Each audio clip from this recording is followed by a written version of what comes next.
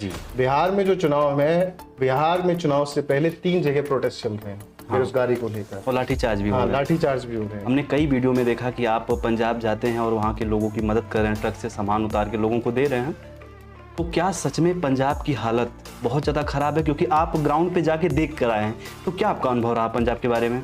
देखिए, पंजाब की हालत वास्तव में बहुत खराब है। जी, भारत पाकिस्तान का मैच हुआ था, आप देखे थे व्यक्तिगत तौर भारत पर? पाकिस्तान का मैच मैंने नहीं देखा था, वैसे मैं मैच देखता हूँ। मैंने आश्चर्य होता है जी कि भारतीय जनता पार्टी की सरकार में जी, लोगों की लाशों पर इस मैच को चलाया गया।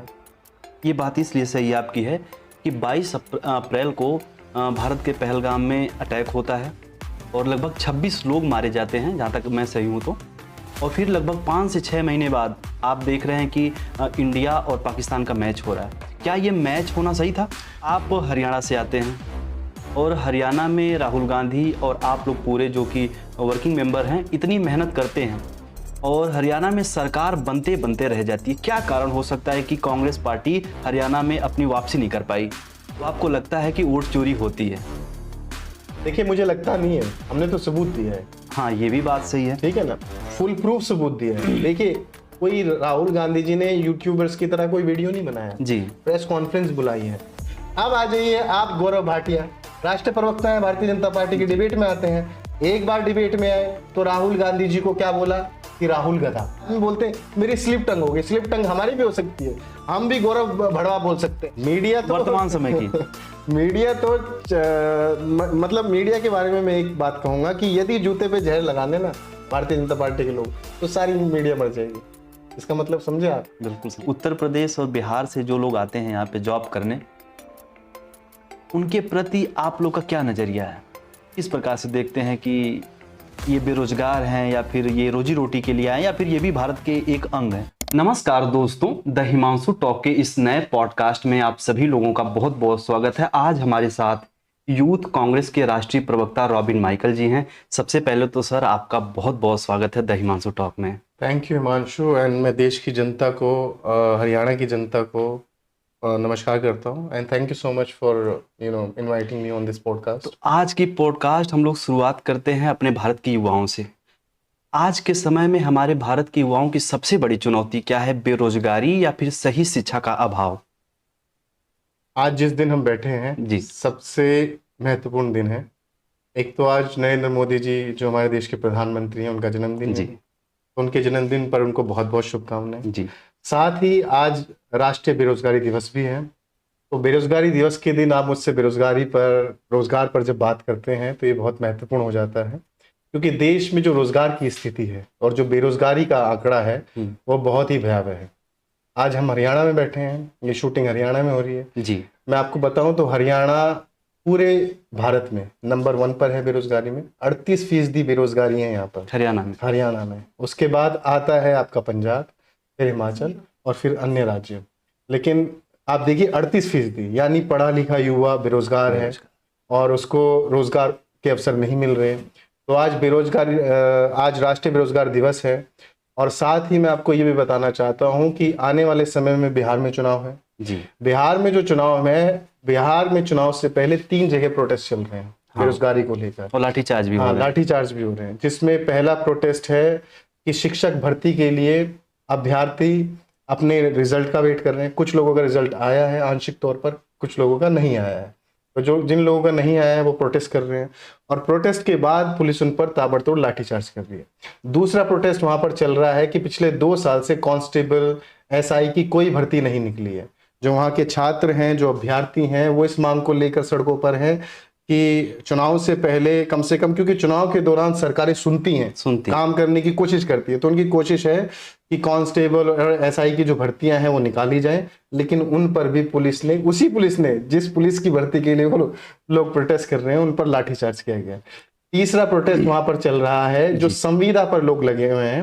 राजस्व विभाग में संविदा पर 2020 में बिहार सरकार ने लगभग 9,500 लोगों को संविदा पर रखा था कि वो राजस्व विभाग में काम करें, कि जो भूमि विभाग होता है, जी, जी, जी, उसका ऑडिट करें, उनको ऑनलाइन अपलोड करें।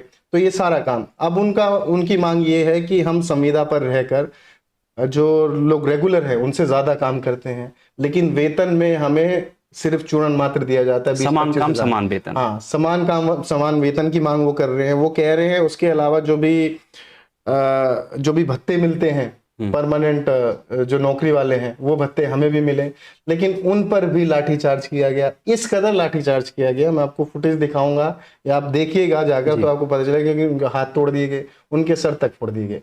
तो देश में रोजगार की तो यह हालत है।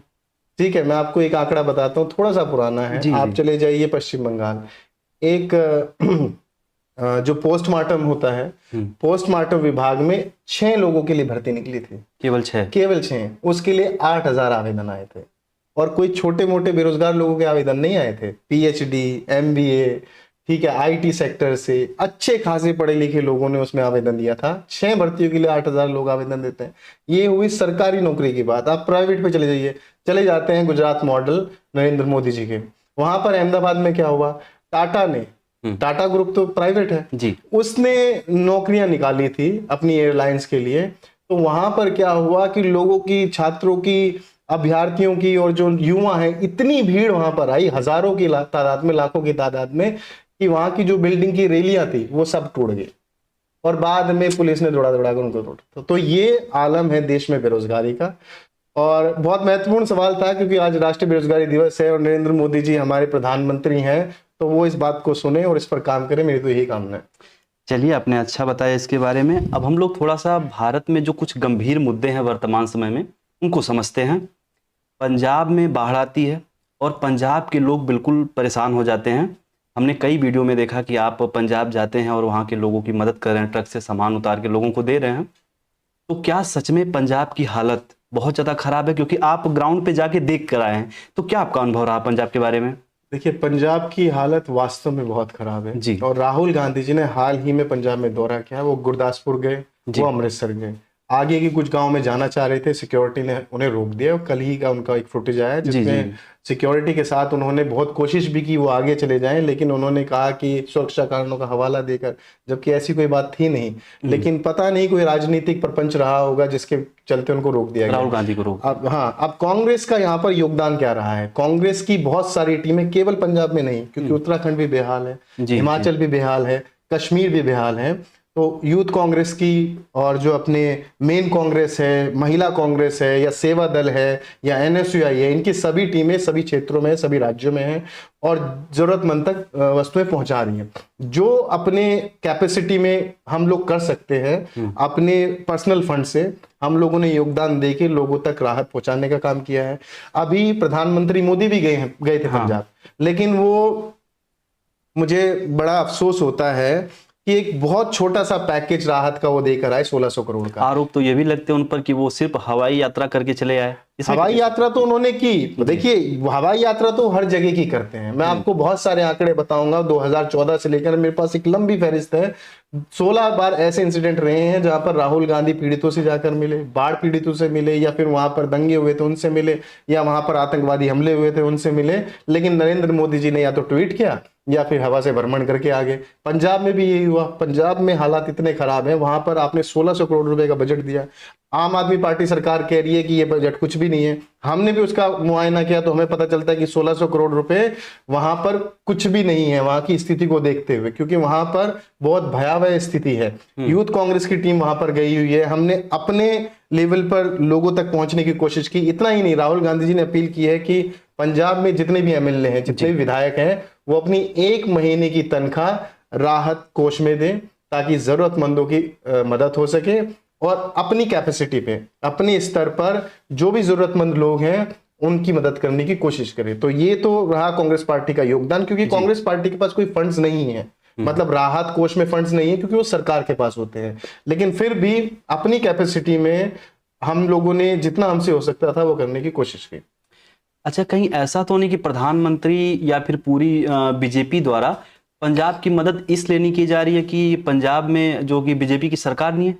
क्या ऐसा भी हो सकता है? हो सकता है, बिल्कुल हो सकता है। हम तो बेंगलोर में, कर्नाटक में बड़े परेशान रहते हैं जी। देखिए, एक बार पीछे आपको याद होगा प्रोटेस्ट हुआ था 2-3 साल पहले कि जो केंद्र सरकार है, जिन राज्यों में भाजपा की सरकार नहीं है, वहां पे फंड रोक के बैठी है। जिसके लिए आम आदमी पार्टी ने प्रोटेस्ट किया था, डीएमके ने भी प्रोटेस्ट किया था, जिसके लिए जो साउथ की बड़ी बड़ी पार्टियां हैं उन्होंने भी प्रोटेस्ट किया था, और कांग्रेस पार्टी के भी कुछ क्षेत्र जैसे हिमाचल हो गया या कर्नाटक हो गया, हमने भी प्रोटेस्ट किया था कि जो फंड्स है, और पश्चिम बंगाल में जो टीएमसी जो ममता बनर्जी की पार्टी है उन्होंने भी प्रोटेस्ट किया था कि केंद्र सरकार हमारी जीएसटी का फंड रिलीज करे, और केंद्र सरकार जितना भी रुका हुआ फंड्स है जिससे हमारे जो कार्य हैं विकास के राज्य में रुकते हैं, वो बाधित होते हैं, तो उनको रिलीज करने की कोशिश करिए। हमेशा ये काम करती है, ओछी राजनीति करने की भारतीय जनता पार्टी हमेशा कोशिश करती है कि अपने राज्यों में तो राहत पहुंचाती है, फंड्स रिलीज करती है, लेकिन जिन राज्यों में उनकी सरकारें नहीं हैं वहां पर हमेशा ये लोग फंड्स रोकने का काम करते हैं। तो आप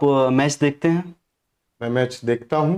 भारत पाकिस्तान का मैच हुआ था, आप देखे थे? व्यक्तिगत तौर भारत पर पाकिस्तान का मैच मैंने नहीं देखा था, वैसे मैं मैच देखता हूं। मैंने भारत पाकिस्तान के अब तक के लगभग सभी मैच देखे हैं जब मैं उपलब्ध रहा। उसके अलावा भी मुख्य मैच जो खासकर जो वर्ल्ड कप को लेकर रहते हैं और या कोई एशिया कप वगैरह उनको लेकर मैं देखता जरूर हूँ। 14 सितंबर का बताइए आप। लेकिन इस मैच को मैंने पूरी तरीके से बाइकआउट किया, और मैंने तो खुद लोगों से अपील की थी कि वो इस मैच को बाइकआउट करें। मुझे आश्चर्य होता है कि भारतीय जनता पार्टी की सरकार में लोगों की लाशों पर इस मैच को चलाया गया। ये बात इसलिए सही आपकी है कि 22 अप्रैल को भारत के पहलगाम में अटैक होता है और लगभग 26 लोग मारे जाते हैं, जहां तक मैं सही हूं तो। और फिर लगभग 5 से 6 महीने बाद आप देख रहे हैं कि इंडिया और पाकिस्तान का मैच हो रहा है। क्या ये मैच होना सही था?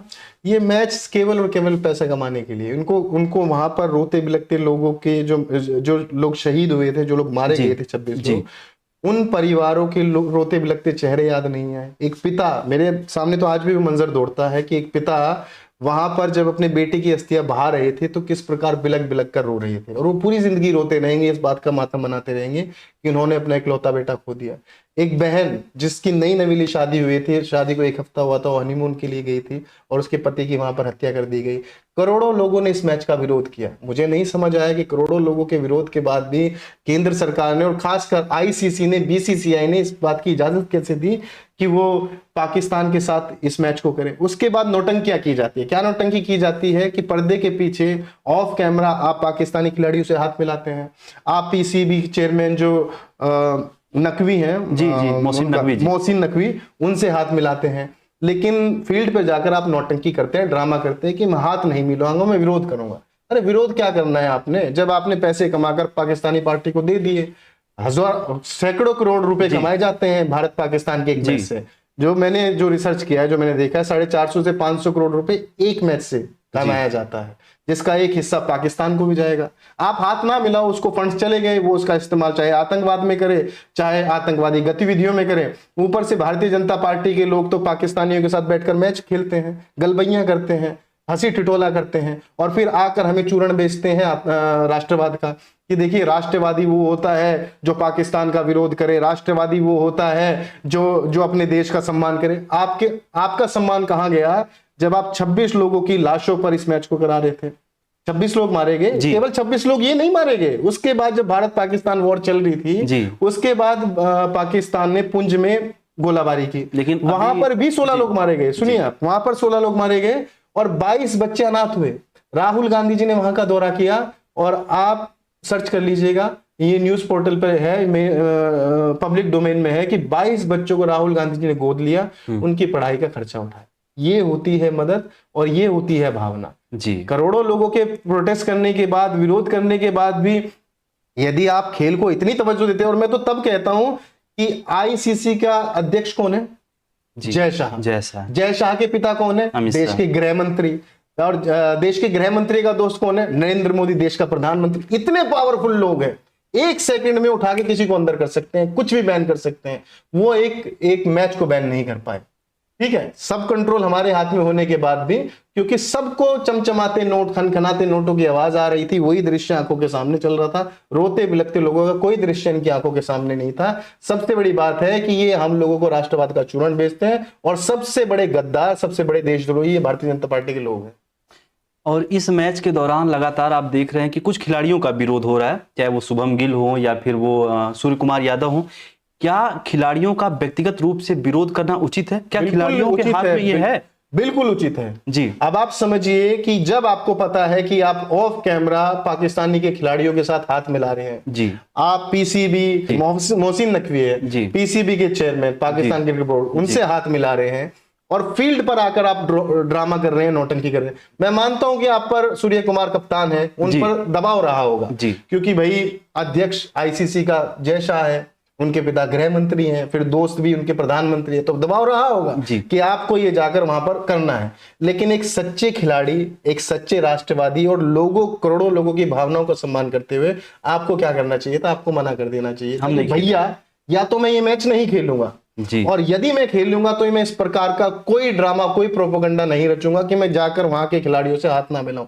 जब मैं बैक कैमरा हाथ मिला सकता हूं तो फील्ड पे जाकर मिलाने से क्या हो जाएगा। वैसे भी करोड़ों रुपए कमाकर हम उनको दे ही रहे हैं ना तो ये हाथ ना मिलाने का ढोंग करने से कोई फायदा नहीं है। इसीलिए जब करोड़ों लोगों की भावनाएं आहत होगी तो चाहे वो सूर्य कुमार हो चाहे भारतीय क्रिकेट टीम का कोई भी खिलाड़ी हो उसका विरोध होगा ही होगा क्योंकि ये लोग भी जो मेरी समझ में आया है कि भारतीय जनता पार्टी का दामन थाम के केवल नोट बनाने के पीछे घूम रहे थे अपनी जेबें भरने के पीछे घूम रहे थे। यही मंशा मुझे समझ आती है। जी चलिए अब थोड़ा सा हम लोग माहौल को थोड़ा सा ठंडा करते हैं। आप हरियाणा से आते हैं और हरियाणा में राहुल गांधी और आप लोग पूरे जो कि वर्किंग मेंबर हैं इतनी मेहनत करते हैं और हरियाणा में सरकार बनते बनते रह जाती है। क्या कारण हो सकता है कि कांग्रेस पार्टी हरियाणा में अपनी वापसी नहीं कर पाई? देखिए जमीनी कारण तो मुझे समझ नहीं आता है जी क्योंकि मैं खुद चुनावी कैंपेन में था जी और निरंतर सड़कों पर था सभाएं हमने की लोगों से हम मिले और हमने रुझान देखा। हमने तो भारतीय जनता पार्टी के नेताओं से सुना कि कांग्रेस पार्टी की सरकार आ रही है हरियाणा में जिस सीट पर मैं मेरे जो विधायक मतलब जो मेरे कैंडिडेट थे जिनके लिए मैं चुनाव प्रचार कर रहा था वहां पर भारतीय जनता पार्टी के कार्यकर्ता कह रहे थे कि इस बार कांग्रेस पार्टी जीतेगी। लेकिन अचानक से जब रिजल्ट आता है सब कुछ बदल जाता है तो कहीं ना कहीं एक शंका एक है हमारे दिलों में इस बात को लेके शंका कि कहीं ना कहीं वोट चोरी वाला काम हुआ आने वाला था इस पे। तो वोट चोरी का इसलिए भी मैं बता देता हूँ आपको कि 8 सीटें हैं हरियाणा में जहां पर हार का टोटल मार्जिन केवल 22,000 है। कोई सीट हम 500 वोटों से हारे कोई 1,000 कोई 2,000 कोई 4,000। जिस सीट पर मैं आता हूं वो भी हम 4,000 वोटों से ही हारे खाली। तो कहीं ना कहीं ये लगता है कि 8 सीटें आप इतने कम मार्जिन से हारते हैं तो हो सकता है कि वहां पर वोट चोरी जैसा कोई कारनामा हुआ। तो आपको लगता है कि वोट चोरी होती है? देखिए मुझे लगता नहीं है हमने तो सबूत दिया है। हाँ ये भी बात सही है ठीक है ना फुल प्रूफ सबूत दिया है। देखिए कोई राहुल गांधी जी ने यूट्यूबर्स की तरह कोई वीडियो नहीं बनाया प्रेस कॉन्फ्रेंस बुलाई है दस्तावेज दिए हैं आरोप लगाए हैं सीधा सीधा आंकड़े रखे हैं एक एक वोटर आईडी पर चर्चा की है वहां पर जाकर जांच पड़ताल की है 6 महीने तहकीकात करने के बाद पोल खोली है भांडा फोड़ा ऐसे ही उठा के कि रात को नींद में है कि वोट चोरी का आरोप लगाता हूं सुबह उठे और वोट चोरी का आरोप ऐसे नहीं लगाया। और यदि भारतीय जनता पार्टी को हम तो बार बार कहते हैं चुनाव आयोग को यह तकलीफ है उनको लगता है कि भैया इनके राहुल गांधी जी के जो आरोप हैं वो गलत हैं तो जाकर FIR करें। देखिए भारतीय जनता पार्टी हमेशा मौका ढूंढती है किस चीज का कि वो राहुल गांधी को कैसे घेरे। उन्होंने सबसे बड़ा घेरने का जरिया क्या देखा है कि जब राहुल गांधी जी ने चुनावी जो भाषण दिया था हालांकि चुनावी भाषण में कहते हैं कि चुनावी भाषण को बहुत ज्यादा सीरियसली लिया नहीं जाता उस पर FIR वगैरह होती भी नहीं है ठीक है उसको बहुत ज्यादा तवज्जो नहीं दी जाती। फिर भी राहुल गांधी जी के एक बयान को कि सारे चोरों के नाम नीरव मोदी ललित मोदी और खुद मोदी तो इनके नाम मोदी कैसे हैं इस पर FIR कराई। उसके बाद उनकी लोकसभा की सदस्यता रद्द कराई उसके बाद उनको 2 साल की जेल भी सुनाई गई बाद में सुप्रीम कोर्ट ने उनके फैसले को बदला। जब आप इतनी छोटी सी बात पर FIR कर सकते हैं तो इतने बड़े आरोप में जिसमें वो सीधा सीधा पूरे के पूरे सिस्टम को यानी पूरे के पूरी ECI चुनाव आयोग को पूरी की पूरी भारतीय जनता पार्टी को घेरने का काम कर रहे हैं तो आप जाकर FIR कर क्यों नहीं रहे? मैं बताता हूँ क्यों नहीं करते। भारतीय जनता पार्टी और चुनाव आयोग FIR इसलिए नहीं करता क्योंकि जब FIR होगी तो कोर्ट आदेश देगा कि भैया जांच कीजिए। कोर्ट ने जांच के आदेश दिए जांच करते भांडा फूट जाना क्योंकि वो जांच चाहते ही नहीं है। उनको भी पता है कि इसमें धांधली है। 1 लाख वोटों का क्या कहते हैं ऑपोजिशन लीडर है राहुल गांधी कोई आम चलता हुआ आदमी थोड़ी है। मैं और आप थोड़ी है कि हमने बोल दिया वोट चोरी हुई है तो सब लोग हंसी मजाक में LOP है वो। हाँ जी। ठीक है, एलओपी हैं वो, जी। ठीक है, लोकसभा में विपक्ष के नेता हैं, तो उनकी बात अपने आप में एक बहुत बड़ा सबूत हो जाती है, एक बहुत बड़ा दावा हो जाता है। तो उनकी बात पर मैं तो चाहता हूं कि चुनाव आयोग एक्शन ले या फिर जांच पड़ताल करे, या फिर भारतीय जनता पार्टी, खुला इनविटेशन है, जो भारतीय जनता पार्टी जाकर कहे कि भैया ये आदमी गलत आरोप लगा रहा है, हम एफआईआर करना चाहते हैं। बल्कि अनुराग ठाकुर ने भी तो आरोप लगाए हैं जी। कि जो रायबरेली है, जो अमेठी है, जी, जी। इन सीटों पर भी धांधली हुई है, तो वो भी मान रहे हैं। भारतीय जनता पार्टी भी मानती है कि चुनाव आयोग की जो पूरी लिस्ट है वो सही नहीं है, उसमें भी धांधलेबाजी है। तो कहीं ना कहीं भारतीय जनता पार्टी, अनुराग ठाकुर, भारतीय जनता पार्टी के नेता हमारा समर्थन करते नजर आते हैं। तो इलेक्शन कमीशन एक्शन क्यों नहीं ले रहा है, क्या कारण हो सकता है? बताया तो मैंने आपको अभी, इलेक्शन कमीशन एक्शन इसलिए नहीं ले रहा क्योंकि उसको पता है चोर चोरी हुई अगर है। मैं आप पे कोई आरोप लगाऊं जी। तो आप एक्शन क्यों नहीं लेंगे? यदि आपको पता है कि वो आरोप सही है तो आप एक्शन नहीं लेंगे। यदि आपको पता है कि इसने फेक आरोप मुझ पे लगाया तो आप तुरंत एक्शन लेंगे। तुरंत तो आप भड़क जाएंगे, आप पुलिस के पास जाएंगे या जिस भी विभाग से जुड़ी वो शिकायत होगी उसके पास जाएंगे, शिकायत दर्ज करेंगे। लेकिन ये क्या, हलफनामा दो, अरे भैया एलओपी है वो, हलफनामा क्या देना? उस व्यक्ति की कही गई बात अपने आप में एक प्रमाण है। यदि वो व्यक्ति कोई बात कह रहा है तो अपने आप में एक कसम है, कोई राह चलता व्यक्ति नहीं है। जी। ठीक है, उनकी बात। और वैसे भी 8,000 जो हलफनामे हैं वो अखिलेश यादव जी दे चुके हैं। 18,000, सॉरी 8,000 नहीं 18,000। उन्होंने तो कहा था कॉन्फ्रेंस करके कि भाई साहब चुनाव आयोग जी और उनके मुख्य आयुक्त कि हमने 18,000 आवेदन दिए हैं, कोई कार्रवाई नहीं हुई। आप बताइए उस पर आपने क्या एक्शन लिया? आप राहुल गांधी के एक हलफनामे के पीछे पड़े हुए हैं, 18,000 पे आपने क्या एक्शन लिया? और आपने केवल राहुल गांधी से हलफनामा क्यों मांगा? अनुराग ठाकुर ने भी तो शिकायत की कि अमेठी और रायबरेली में वोट चोरी हुई है, तो आपने उनसे क्यों हलफनामा नहीं मांगा?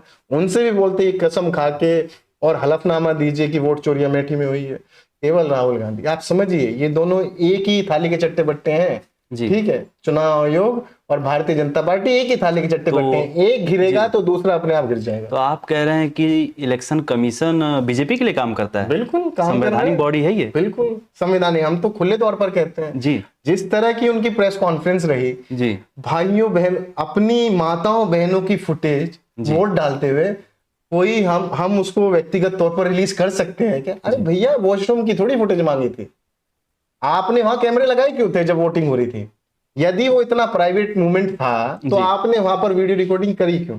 आप उसको प्राइवेट रखते कि हम वीडियो रिकॉर्डिंग नहीं करेंगे माता बहनों की वोट डालते हुए। अभी उपराष्ट्रपति का चुनाव हुआ, वहां पर भी माताओं बहनों ने वोट डाली थी, वहां पर तो पूरा लाइव चल रहा था, हर मीडिया चैनल दिखा रहा था वहां की लाइव वोटिंग। तब चुनाव आयोग को नहीं दिखा कि माता बहनों की प्राइवेसी रिलीज हो जाएगी। और जो माता बहनों की प्राइवेसी की बात करते हैं, हमने मनोहर लाल धाकड़ को देखा है, उन्होंने हाईवे पे क्या किया था। तो ये इस तरह की फालतू के जो एक्सक्यूजेज हैं चुनाव आयोग और भारतीय जनता पार्टी हमें ना दे कि माताओं बहनों की इज्जत करना हम बखूबी जानते हैं। हमने वो वोटर लिस्ट इसलिए मांगी थी, चलो अब तो हम तो कह रहे हैं भाई और दामादों की दे दो लिस्ट, माता बहनों की छोड़ दो, ये अच्छी बात भाई दामादों की दे दो। कम से कम हम उससे ही निकाल लेंगे कि कितनी धांधली हुई है, कितनी धांधली नहीं हुई है। जी। बिहार में वोटर अधिकार यात्रा होती है राहुल गांधी और कांग्रेस के नेतृत्व में। आपको क्या लगता है कि बिहार में इसका इम्पैक्ट पड़ेगा? मैं इसलिए पूछ रहा हूं क्योंकि लगातार विपक्षी की बीजेपी और कुछ लोग और पार्टियां कह रही हैं कि ये राहुल गांधी सिर्फ इसलिए ऐसा कर रहे हैं कि चुनावी कैंपेन है।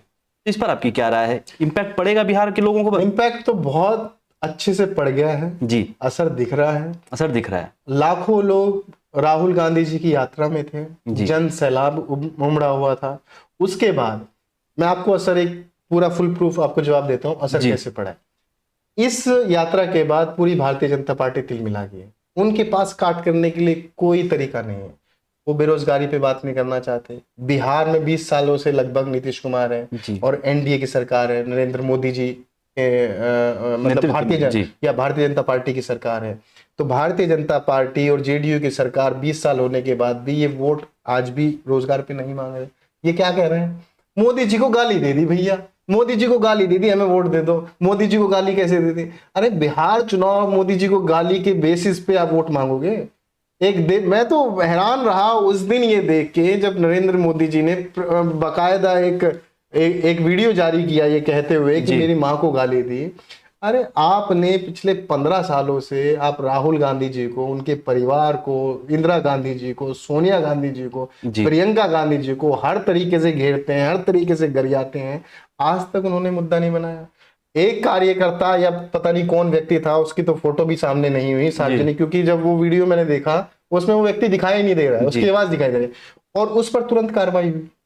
24 घंटे के अंदर उसको गिरफ्तार कर लिया गया पुलिस द्वारा। जी हाँ, गिरफ्तार करने के बाद उस पर मतलब उस पर कार्रवाई हुई। मैं आपको 4-5 आंकड़े बताता हूँ।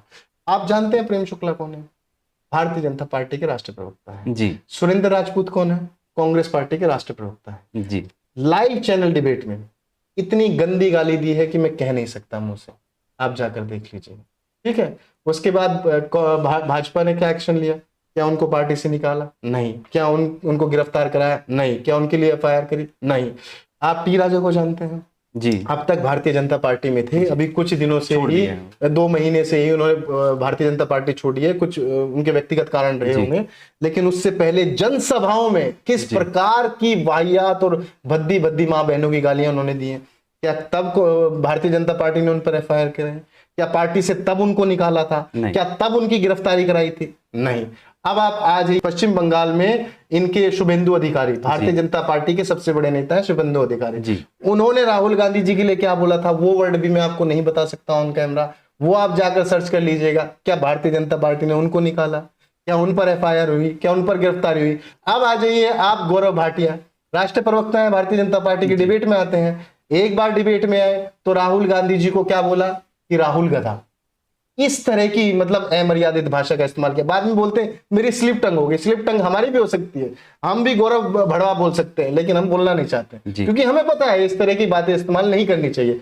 दोबारा इसी व्यक्ति ने, गौरव भाटिया ने दोबारा फिर आया अगली डिबेट में, फिर राहुल गांधी जी को चपरासी बोलने की कोशिश की कि मैं बोलूंगा राहुल गांधी को चपरासी।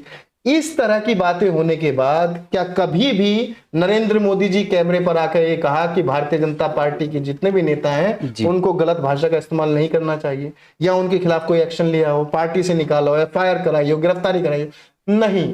मैं वही आपको कहना। उसके अलावा आप सेना के सम्मान पे आ जाइए, जिन्होंने सोफिया कुरैशी जो हमारी कर्नल हैं, उनके खिलाफ कुछ बयानबाजी की थी। विजय शाह, सॉरी माफ कीजिएगा, विजय शाह है भारतीय जनता पार्टी के नेता, और सेना की कर्नल सोफिया कुरैशी के खिलाफ क्या बोला कि कटे पिटे लोगों को उन्हीं की बहन से ऐसी तैसी कराई जी। इस तरह की अमर्यादित भाषा बोलने के बाद क्या एक्शन हुआ? एफआईआर हुई थी उन पर। वो भी पता है क्यों? क्योंकि कोर्ट ने आदेश दिया था, भारतीय जनता पार्टी ने आदेश नहीं दिया था। आज तक उस व्यक्ति को पार्टी से नहीं निकाला, वो आज भी मंत्रिमंडल में है, ना उसकी गिरफ्तारी हुई, ना उस पर कोई एक्शन लिया गया। मैं आपको तमाम इतने आंकड़े बता सकता हूं, और क्या कहते हैं, जर्सी गाय, 50 करोड़ की गर्लफ्रेंड, विधवा कांग्रेस, ये तो खुद नरेंद्र मोदी जी अपने मुंह से बोल चुके हैं।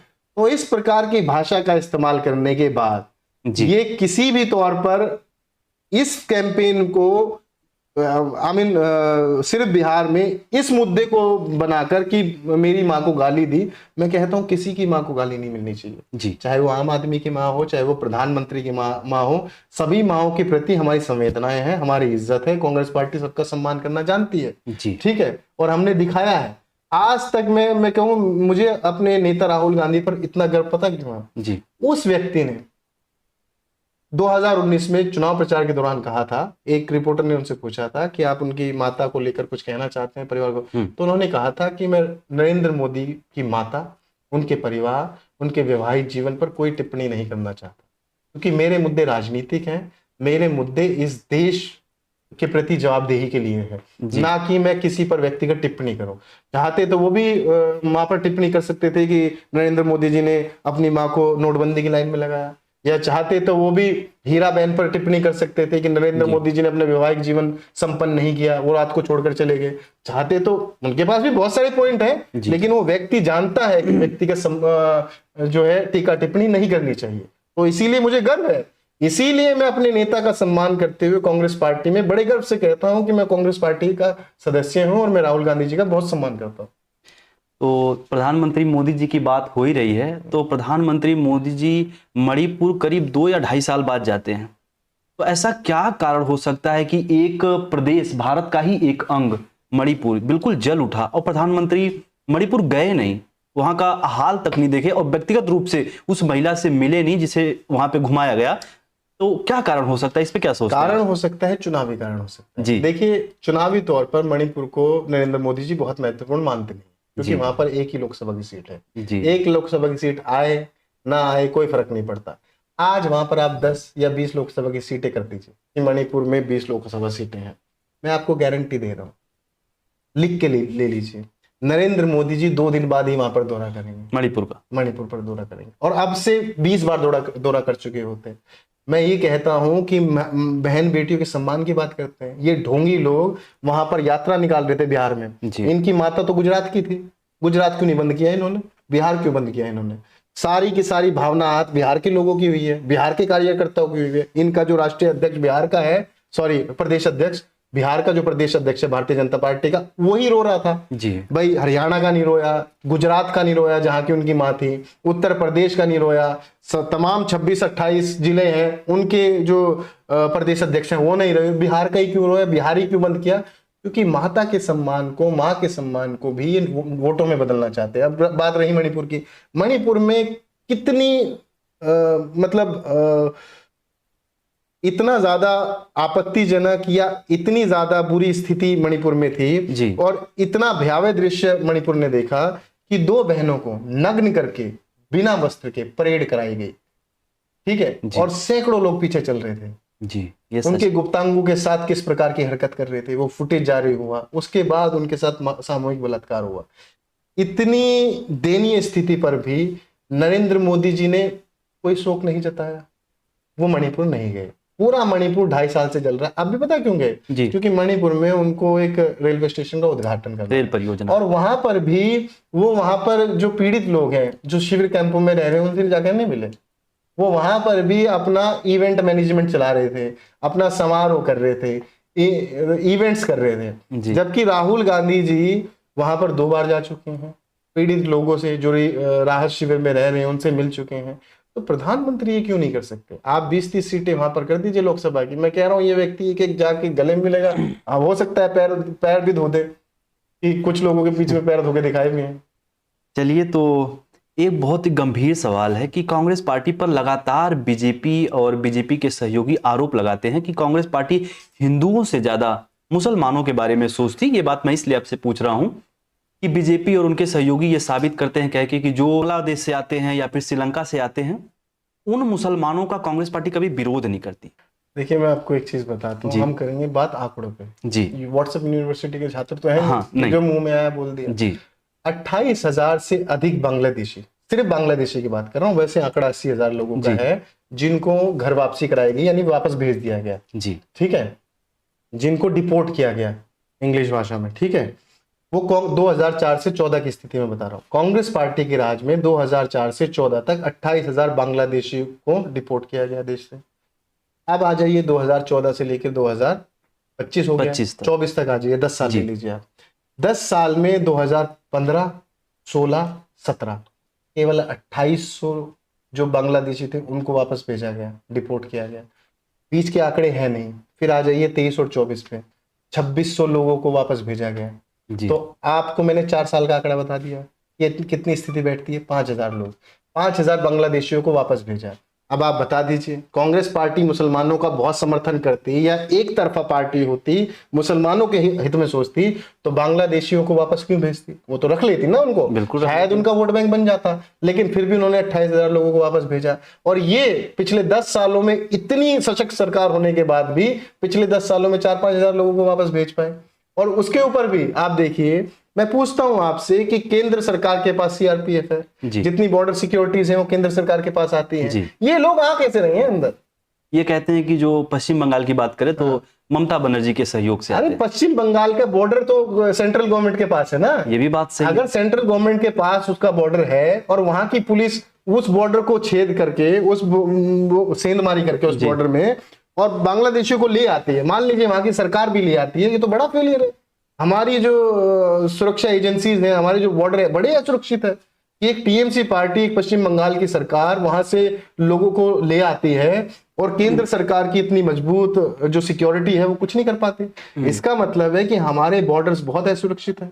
हमें बहुत मजबूती दिखाने की जरूरत है, जितनी मजबूती हमने किसान आंदोलन में यहाँ दिखाई थी दिल्ली के बॉर्डर पे, जी। जब हमने गड्ढे खोदे, जब हमने कीले गाड़ी, जब हमने बैरिकेड्स लगाए, 1.5 साल तक हमने एक किसान को फटकने नहीं दिया दिल्ली में, इतनी ही मजबूती हमें चाइना बॉर्डर पे दिखानी चाहिए, नेपाल बॉर्डर पे दिखानी चाहिए, बंगाल बॉर्डर पे दिखानी चाहिए, या पाकिस्तान बॉर्डर पे दिखानी चाहिए, या बर्मा बॉर्डर पे दिखानी चाहिए, या फिर जो वियतनाम वगैरह है इन पे दिखानी चाहिए, श्रीलंका पे दिखानी चाहिए, बांग्लादेश पे दिखानी चाहिए, ताकि ये लोग आए ना। यानी अगर ये लोग आ रहे हैं तो कहीं ना कहीं जो केंद्र सरकार है वो सक्षम नहीं है हमारे बॉर्डर्स की सुरक्षा करने में। इसीलिए हमें सुरक्षा पर अपनी ध्यान देना होगा, और मैं तो चाहता हूं कि देश की जनता इस बात को गंभीरता से ले, जी। क्योंकि देखिए अरुणाचल प्रदेश में चाइना ने भी घुस के बस्तियां बसाई हैं जी। सैटेलाइट से फुटेज जारी हुआ था सरकार की तरफ से, बस्तियां बसी हुई दिख इस रही पर थी। भी राहुल गांधी पर ही आरोप है कि राहुल गांधी जो कि झूठ बयानबाजी कर रहे हैं कि चीन गलत, कि राहुल गांधी का बयान ये है कि चीन कोई कब्जा नहीं किया है, ये बीजेपी कह रही है, और राहुल गांधी कह रहे हैं कि चीन कब्जा किया है, और सुप्रीम कोर्ट से राहुल गांधी को ही फटकार लग रही है। सुप्रीम कोर्ट से राहुल गांधी को ये फटकार थोड़ी लगी है कि चीन ने कब्जा नहीं किया। जी। सुप्रीम कोर्ट से राहुल गांधी को फटकार ये लगी थी, कहा गया था, फटकार तो क्या लगी थी कि आप सबूत दीजिए। हाँ, ठीक है, सबूत सबूत कौन देगा? सरकार सबूत देगी, ऑपोजिशन सबूत देगा। सरकार के पास इंटेलिजेंस है सारी, आईबी किसके पास है, रॉ किसके पास है, इन्वेस्टिगेशन एजेंसीज किसके पास है, सरकार के पास है। इन मतलब सारी शक्तियां आप लोग हैं, और तहकीकात करके मैं दे दूंगा। अगर मैं इतना पावरफुल हूं ही तो फिर आप मतलब आप तो वहां पर आपको ये इन्वेस्टिगेशन एजेंसी दी किस लिए की? ये आरोप लगाया है एलओपी ने, आप उसकी जांच कीजिए। मैं कह रहा हूं सैटेलाइट फुटेज से जो जारी हुई थी तस्वीरें, वो कैसे हुई? फिर क्या वो एआई वीडियो थी? नहीं। एआई थी तो आप बताइए। ये तो न्यूज पोर्टल पे है, पब्लिक डोमेन पे है जी। ये तो सभी न्यूज चैनल ने चलाया था कि चाइना ने अरुणाचल प्रदेश में बस्तियां बसाई हैं। वही बात राहुल गांधी जी ने कहा है। मैं तो ये भी कहता हूं आज तक इतनी इन्वेस्टिगेशन एजेंसीज होने के बाद ये पुलवामा का पता नहीं लगा पाए। 300 किलो आरटीएक्स कैसे सड़कों पे दौड़ रहा था, 1 हफ्ते तक दौड़ा था भाई साहब जी। कैसे वो कश्मीर में घुस गया, कैसे वो पाकिस्तान से या जहां से भी अंदर आया कैसे आया, कैसे सड़कों पे घूम रहा था, कैसे वो उसने 40 जवानों को मौत के घाट उतार दिया, शहीद कर दिया। आज तक केंद्र सरकार है वो इसकी जांच नहीं कर पाई कि वो 300 किलो आरडीएक्स आया कहां से था। क्या उनके पास फुटेज नहीं है? क्या वो सैटेलाइट के जरिए पता नहीं लगा सकते? क्या वो इन्वेस्टिगेशन एजेंसी को कह नहीं सकते? मैं तो बहुत बार कहा है, मैं तो सैकड़ों बार इस मुद्दे को उठाया है कि भैया जांच तो कीजिए कि आखिर वो 300 किलो आरडीएक्स कहां से आया था। दोबारा भी तो हो सकता है ना ऐसा, तो हमें सतर्क होने की आवश्यकता है। लेकिन उसमें भी बड़ा खेल हुआ था कि 2019 में यह हादसा हुआ, और 2019 के बाद नरेंद्र मोदी जी एक चुनाव रैली में थे और वहां पर मंच से बोलते हैं कि मैं अपने पहले फर्स्ट टाइम वोटर से ये आग्रह करना चाहता हूं, क्या उनका पहला वोट शहीदों के नाम हो सकता है? मैं आपको यहाँ टोकना चाहूंगा। पूरी मीडिया इस बात को डिनाई करती है कि प्रधानमंत्री मोदी कभी भी जो पुलवामा में घटना घटी उसको लेके वोट नहीं मांगे थे। तो मीडिया पर आपका क्या रुख है मीडिया तो वर्तमान समय की? मीडिया तो मतलब मीडिया के बारे में मैं एक बात कहूंगा कि यदि जूते पे जहर लगाने ना भारतीय जनता पार्टी के लोग, तो सारी मीडिया मर जाएगी। इसका मतलब समझे आप? बिल्कुल कि वो जूता चाटने का काम करते हैं, चरण चाटने का काम करते हैं, चरण चुंबक हो रखा है पूरा का पूरा मीडिया। मैं आपको फुटेज निकाल के दिखाता हूं और आप ऐड करिएगा इसमें। मैं इस पॉडकास्ट के बाद आपको दिखाऊंगा जहां पर नरेंद्र मोदी जी ने मंच से ये घोषणा की थी कि मैं फर्स्ट टाइम वोटर से अपने ये अपील करता हूं, क्या उनका पहला वोट शहीदों के नाम हो सकता है? क्या वो 40 जो पुलवामा में शहीद हुए उनके नाम जा सकता है क्या? ये यानी शहीदों के नाम पे आप वोट मांग रहे हैं, फिर माँ को गाली के नाम पर आप वोट मांग रहे हैं। आपने नोटबंदी के नाम पर वोट नहीं मांगा, आपने जीएसटी इंप्लीमेंटेशन जिसको आप मास्टर स्ट्रोक बोलते थे उसके नाम पर वोट नहीं मांगा, आप कहते हो कि आपने भारत का डंका विदेशों में बजा दिया उसके नाम पर आपने वोट नहीं मांगा, आपने कह दिया कि आपने महंगाई कम कर दी, बेरोजगारी कम कर दी, गरीबी कम कर दी, करप्शन कम कर दिया, आप इस नाम पर वोट ही नहीं मांगते। वोट मांगने के लिए आपके पास क्या है? या तो सेना है या फिर ले दे के आपका परिवार या इमोशंस या फिर माँ जी। तो यानी जो कि कांग्रेस पार्टी पर जो आरोप लगाती है बीजेपी, ये सिर्फ मुसलमानों पर ध्यान देती है ज्यादा, ये सरासर गलत है। मैंने आपको आंकड़े दिए, अगर मुसलमानों पर ध्यान दिया होता और मुसलमानों से इतना प्यार होता तो मैं पूछना चाहता हूँ कितने प्रधानमंत्री रहे मुसलमान? बताइए नाम, आपको नाम याद है? नहीं है नहीं ना, है ही नहीं, है नहीं। कितने गृह मंत्री रहे वो भी याद नहीं आएगा। ठीक है, यदि कांग्रेस पार्टी 60 साल सत्ता में रहती है, वो प्रधानमंत्री नहीं बनाती, इतना मुसलमानों से प्यार होने के बाद वो गृह मंत्री नहीं बनाती, तो फिर आप कैसे कह सकते हैं कि कांग्रेस पार्टी ने केवल मुसलमानों का हित किया है। पहली सरकार जो नेहरू जी की बनी थी उसमें मौलाना अबुल कलाम आजाद साहब थे जो देश के शिक्षा मंत्री थे जी। ठीक है जी। उस कैबिनेट में सभी को शामिल किया गया था। क्यों शामिल किया गया था? वो देश की पहली कैबिनेट थी, तो ये संदेश देना चाह रहे थे देश को कि हमारा देश धर्मनिरपेक्ष देश है, उसमें सब धर्मों के हर वर्ग के लोगों का योगदान होना चाहिए उस सरकार में, उस कैबिनेट में।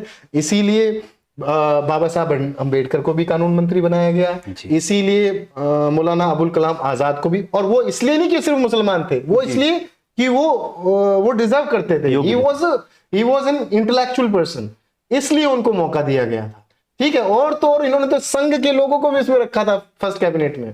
तो ये नहीं दिखाना चाहते थे कि एक तरीके से ये डिक्टेटरशिप है कि नहीं जिसको मैं चाहूंगा उसको रखूंगा। उनका ये था कि सबके जो विचार है उनका आदान प्रदान होना चाहिए। इसीलिए नेहरू जी ने फर्स्ट कैबिनेट में सभी को समान अधिकार दिया था। जी।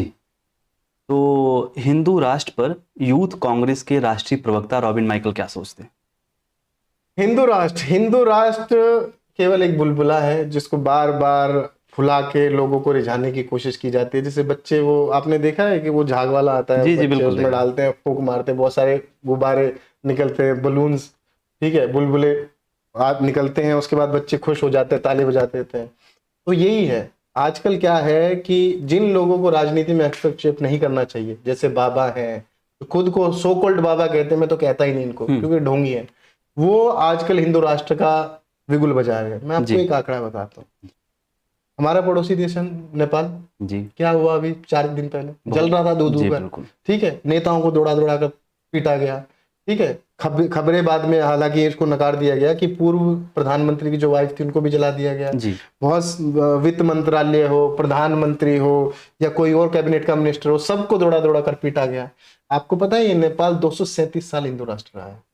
2006 तक नेपाल हिंदू राष्ट्र था। और हिंदू राष्ट्र भी कैसा था? जिस हिंदू राष्ट्र की कल्पना भारत के ये बाबा करते हैं और ये कुछ संघ के लोग करते हैं और कुछ मनीवादी सोच के लोग करते हैं, ऐसा ही था नेपाल का हिंदू राष्ट्र। वहां पर क्या था कि हिंदू व्यक्ति ही सिंहासन पर बैठ सकता था, हिंदू व्यक्ति ही सरकार का हिस्सा हो सकता था। किसी भी नॉन हिंदू, चाहे वो ईसाई हो, चाहे वो सिख हो, चाहे वो मुस्लिम हो या वो किसी गैर धर्म का हो, पारसी हो, वो सिंहासन पर नहीं बैठ सकता। 237 साल हिंदू राष्ट्र रहने के बाद भी आज तक अपनी गरीबी से नहीं निकल पाया, अपनी बेरोजगारी से नहीं निकल पाया, अपने हालात ठीक नहीं कर पाया। राष्ट्र मतलब आप विश्व गुरु तो छोड़ दीजिए, मैं कह रहा हूं अपनी बेसिक गरीबी जो होती है ना, भुखमरी, उससे निजात नहीं ले पाया नेपाल। आज भी दुनिया के सबसे जो गरीब देश है, सबसे गरीब, ठीक है, उनमें नेपाल मेरे ख्याल नीचे से सबसे टॉप पे आता होगा, नीचे से। ठीक है, मतलब 237 साल हिंदू राष्ट्र रहने के बाद यदि आप अपनी गरीबी पे निजात नहीं ले पाते, आप भुखमरी पे नहीं, आप डेवलपमेंट में नहीं कर पाते, जबकि आपका हिंदू राष्ट्र आपके नियम अनुसार चल रहा था। वहां पर जो कानून बनते थे ना 2006 से पहले, जितने भी कानून बनते थे वो हिंदू धर्म को लेकर, वहां की परंपराओं को ध्यान में रख के बनाए जाते थे, यानी उनके इर्द गिर्द ही होते थे। 2006 में भी नेपाल की जनता सड़कों पर उतरी थी। सड़कों पर नेपाल की जनता इसलिए उतरी कि वो ऊब चुकी थी हिंदू राष्ट्र कि हिंदू राष्ट्र कह के उनके जो अधिकार है उनको छीना, उनको मारा जा रहा है, उनको डेवलपमेंट दिया ही नहीं जा रहा। तो 2006 के बाद क्या हुआ? वहां पर लोकतंत्र है, लोकतांत्रिक तरीके से सरकारें बनने लगी। लेकिन फिर वही यहाँ की सरकारों की तरह वहां की सरकारों ने भ्रष्टाचार पे जोर देना शुरू कर दिया। भ्रष्टाचार पे जोर दिया तो जिसका गुस्सा आज जेनजी में फूटा, जेनजी जनरेशन में फूटा, और जिसकी वजह से आज पूरा नेपाल जल रहा था। तो मैं ये बताना चाहता हूं कि जो सपना देखते हैं ना हिंदू राष्ट्र का, हिंदू राष्ट्र में आप क्या करेंगे?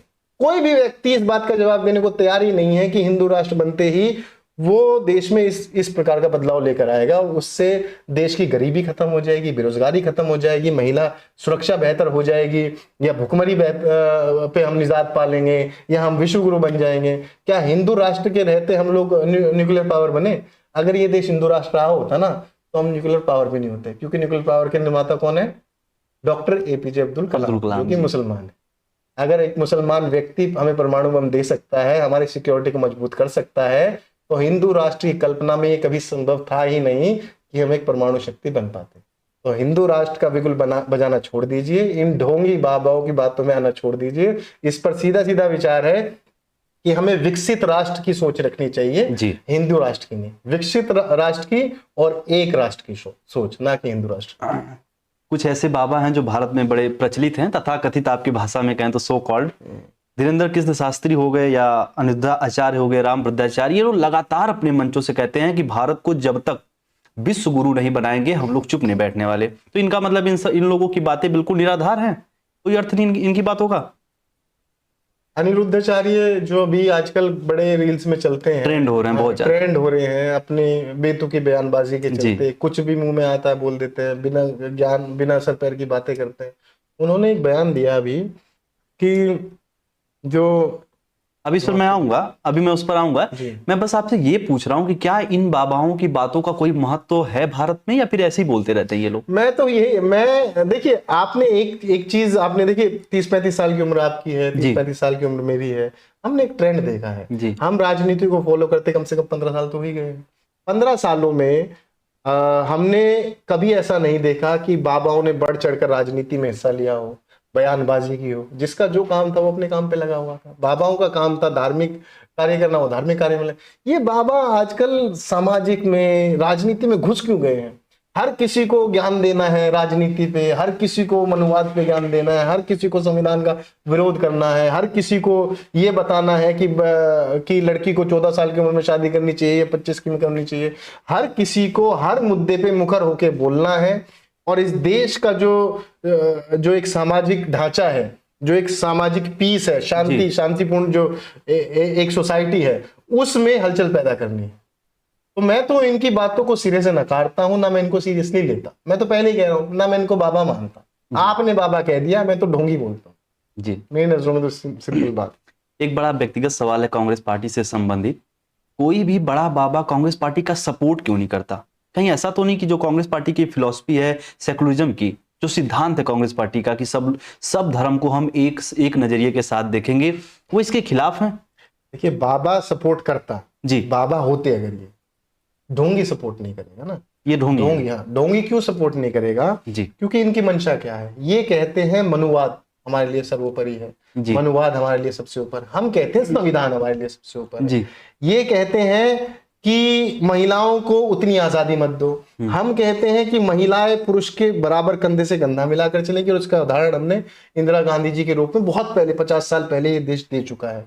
हम कहते हैं कि समान अधिकार महिलाओं को मिलने चाहिए, वो एयरफोर्स में भी हो, वो मिलिट्री में भी हो, वो हर सेक्टर में हो, प्राइवेट सेक्टर से लेके और जो गवर्नमेंट सेक्टर हैं, सब सेक्टर, पब्लिक सेक्टर, हर सेक्टर में महिलाएं होनी चाहिए। ठीक है, इनका मानना है कि जो दबे कुचले वर्ग हैं, जो जिनको पिछड़ा वर्ग कहा जाता है, शोषित वर्ग है, उनको और दबाओ। क्योंकि मनुवाद क्या कहता है? मनुवाद ये कहता है कि हाँ, वर्ण व्यवस्था क्या कहती है कि जो शूद्र है वो केवल और केवल जो अपने आप को ऊंची जाति का कहते हैं, उनकी सेवा करने, उनका मलमूत्र उठाने के काम आएगा। ना वो धन अर्जित कर सकता है, ना ही वो कोई कारोबार कर सकता है, ना ही वो किसी बड़ी नौकरी पे रह सकता है। उसका काम केवल कितना है? सफाई करे, उन लोगों की सेवा करे, उनका मलमूत्र उठाए। महिलाओं के प्रति भी इनका यही विचार है मनुवाद में कि महिला जब बचपन में है, छोटी है, तो पिता के अधीन रहे, शादी हो जाए तो पति के अधीन रहे, और बुजुर्ग हो जाए तो बेटे के अधीन रहे। वो स्वतंत्र कभी नहीं रहनी चाहिए, क्योंकि स्वतंत्र महिला बिगड़ जाती है। मतलब उनका कहने का मतलब ये है कि वो बिगड़ जाती है और वो इधर उधर मुंह मारने लग जाती है, जो कि जिस तरह की भाषा का इस्तेमाल ये करते हैं। हालांकि मैं इस तरह के शब्द नहीं बोलना चाह रहा था। तो मैं अभी इसी सवाल पे आता हूँ। एक धर्म गुरु हैं, यूपी में बड़े फेमस है, उत्तर प्रदेश में बड़े फेमस हैं, उनका नाम है अनिरुद्धाचार्य। वो कहते हैं कि लड़कियों की शादी बड़ी जल्दी कर देनी चाहिए। कारण देते हैं कि जब तक वो 21-22 वर्ष की होती हैं, 3-4 जगह फलाने वो कर चुकी होती हैं। तो क्या ऐसे बाबाओं को महिलाओं के बारे में इस प्रकार की टिप्पणी करनी उचित है? क्या ये क्या महिला, ये सच बात है कि महिलाएं जब तक जो कि लड़कियां 21-22 वर्ष की होती है वो बिगड़ जाती हैं, कम उम्र में उनकी शादी कर देनी चाहिए? देखिए, अगर 14-15 साल में शादी कर दी होती तो मेरे ख्याल से हमने कल्पना चावला रही हैं, अंतरिक्ष जी। में गई थी, वो हमें नहीं मिली होती। वो नहीं मिली होती। जिनको सुनीता विलियम्स हम बड़ा ढिंडोरा पीटते हैं कि वो भारतीय है और भारतीय मूल की महिलाएं हैं जी। और अभी अंतरिक्ष में इतने दिन रह के आई, 1.5 महीना। उनको बाद में जो है अमेरिका की जो एजेंसी है नासा, उसने नासा में। वो वापस लेके आई सफलतापूर्वक। ठीक है, हम इस प्रकार की जो उदाहरण देते हैं महिलाओं को लेकर, वो उदाहरण क्या हम कभी दे पाते? नहीं दे पाते। यदि हम उनकी शिक्षा छुड़ाकर 13-14 साल की उम्र में उनको विवाहित कर देते, वो गर्भवती हो जाती, क्या इस प्रकार के उदाहरण हमारे सामने आते? क्या इंदिरा गांधी जैसे उदाहरण हमारे सामने आते? क्या निर्मला सीतारमण, जो कि भारतीय जनता पार्टी की ही वित्त मंत्री हैं, क्या वो उदाहरण हमारे सामने आता? क्या सुषमा स्वराज, जो एक बहुत वरिष्ठ नेता रही हैं भारतीय जनता पार्टी की, जिनकी मैं भी बड़ी आदर करता हूँ, ठीक है, बहुत अच्छी नेता रही हैं, क्योंकि जो अच्छा रहा है, हमें कोई गुरेज नहीं है उनकी तारीफ करने में, वो अच्छी नेता रही, क्या उनका एग्जाम्पल हमें मिल पाता? नहीं मिल पाता। ये तो मैं वही कहना चाहता हूँ कि 13-14 साल की उम्र में से छुटकारा लेकर तो ये देश, हमने ये ट्रेंड बदला क्यों था? इस देश में पहले बाल विवाह होते थे, बाल विवाह होता। सती प्रथा होती थी, महिलाओं को पुरुषों के मृत्यु के बाद उनके चिता में जला दिया जाता था। इसी दौर से गुजर के तो हम यहाँ पर पहुंचे हैं। संविधान क्या कहता है कि 18 साल की लड़की ही वोट दे सकती है, 18 साल से ऊपर का लड़की और लड़का वोट दे सकते हैं। उससे पहले तो उनको वोट देने की आजादी नहीं। और आप कह रहे हो कि वो शादी कर ले। शादी एक गंभीर विषय है। शादी उस व्यक्ति को करना चाहिए जो वैचारिक रूप से परिपक्व है, जो अपनी जिम्मेदारी उठा सके। एक छोटी सी वोट एक ही बार देनी पड़ती है, उसके लिए भी आपकी उम्र 18 साल होनी अनिवार्य है। लेकिन आप कह रहे हैं, इस प्रकार के घटिया मनोवादी विचारधारा के ढोंगी कह रहे हैं कि 13-14 साल की उम्र में कर लेनी चाहिए, क्योंकि 20-25 साल, क्योंकि 25 साल की जो महिलाएं हैं वो इधर उधर मुंह मारती हैं। महिलाएं क्या किसके साथ दीवार के साथ मुंह मारती हैं। वो उन पुरुषों को कुछ नहीं कहना चाहते, उन लड़कों को कुछ नहीं कहना चाहते। ये लोग सप्रेस करना चाहते हैं, दबाना चाहते हैं महिलाओं को। उनकी जो आजादी है उनको रास नहीं आ रही। वो आजकल जो महिलाएं हैं उनसे कंधे से कंधा मिलाकर जो चल रही हैं, इनसे सवाल जवाब कर देती हैं उठ के, तो वो इनको रास नहीं आता। अब आप बताइए, क्या इन्होंने कभी इसकी आलोचना की कि जो पुरुष हैं, जो लड़के हैं, वो इतने वहशी कैसे हो सकते हैं कि वो निर्भया जैसे कांड को अंजाम दे? किस प्रकार की दरिद्रता दिखाई गई थी निर्भया में। ठीक है, मैं अपने शब्दों में बयान नहीं कर सकता। उसके बाद जिस हरियाणा में हम बैठे हैं, यहाँ पर मनीषा का कुछ समय पहले ही, महीने भर पहले ही उसकी हत्या हुई, और किस प्रकार की हत्या हुई उसके लिए प्रोटेस्ट हमने किया, कैंडल मार्च हमने किया, विरोध हमने किया। आज भी वो मामला सीबीआई में है।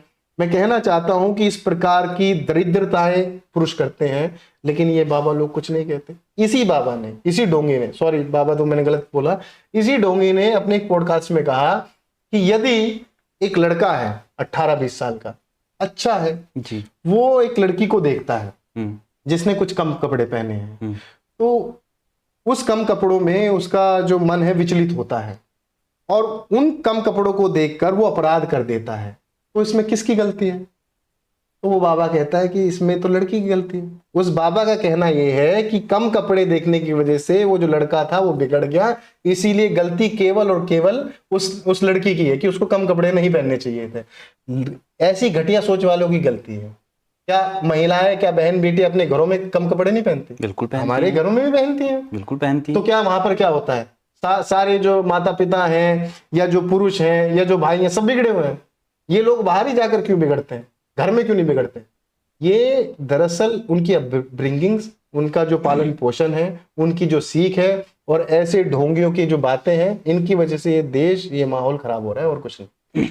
अब महिलाओं की बात हो ही रही है तो हम लोग थोड़ा सा महिला सुरक्षा से संबंधित बात करते हैं। भारत में आए दिन जो है कि महिलाओं के साथ हिंसा, महिलाओं के साथ बलात्कार होते रहते हैं। ये सरकार इस अपराध को रोक क्यों नहीं पा रही है? सरकार अपराध को कैसे रोकेगी जब ये बढ़ावा खुद ही अपराधियों को देते हैं? बिल्किश बानो, किसने माला पहनाई थी? भारतीय जनता पार्टी के नेताओं ने जी। 11 लोग थे, 11 लोगों ने सामूहिक बलात्कार किया था एक महिला का जो प्रेग्नेंट थी, 5 महीने की प्रेग्नेंट थी वो महिला। उसके परिवार के सारे लोगों को मार के उस महिला के साथ बलात्कार किया। बलात्कार करने के बाद जब वो कोर्ट से छूटते हैं वो लोग, ठीक है जी, और बाद में हालांकि कोर्ट ने आदेश दिया, क्योंकि पिटीशन डाली गई कि इन लोगों को वापस जेल भेजा जाए, तो स्वागत किया गया। इस देश में बलात्कारियों को माला पहनाई जा रही थी, मिठाई खिलाई जा रही थी। भारतीय जनता पार्टी के नेता ने तो ये कह दिया कि ये संस्कारी हैं क्योंकि ये ब्राह्मण है, तो ब्राह्मण बलात्कारी संस्कारी है, ये भारतीय जनता पार्टी। उसके अलावा आप आ जाइए अपना राम रहीम को दर्जनों बार बेल मिल चुकी बेल है। मिली, अभी हाल फिलहाल में मिली थी। हाँ, हाल फिलहाल में मिली है, हर दूसरे महीने मिलती रहती है। ठीक है, क्या आरोप है उन पर? बलात्कार का आरोप है। क्या कहा गया था? भारतीय जनता पार्टी के मेयर है करनाल से, उन्होंने उनको पापा जी कहकर संबोधित किया। ठीक है, जब इस प्रकार के लोगों को आप सम्मान देंगे, माला पहनाएंगे, मिठाई खिलाएंगे, तो आप एक तरीके से अपराधियों को प्रमोट करने का काम करते हैं। कुलदीप सेंगर कौन है? भारतीय जनता पार्टी का नेता। क्या आरोप था? बलात्कार का। चिन्मयानंद कौन है? भागा हुआ, भारतीय जनता पार्टी का नेता। क्या आरोप था? बलात्कार का।